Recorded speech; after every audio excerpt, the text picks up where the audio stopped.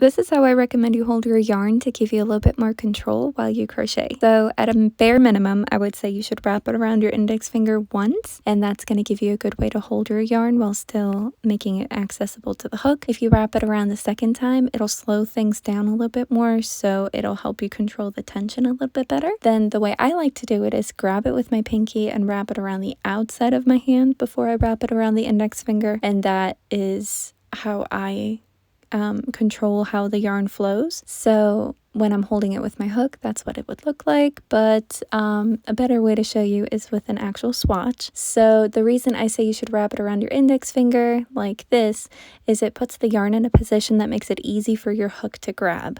So everything else additional to that is really just preference. I like to do it just because it does slow things down, and by grabbing it with the pinky, I'm essentially creating an emergency brake. So whenever I feel like the yarn's running away, I just close my fingers and it's not going anywhere.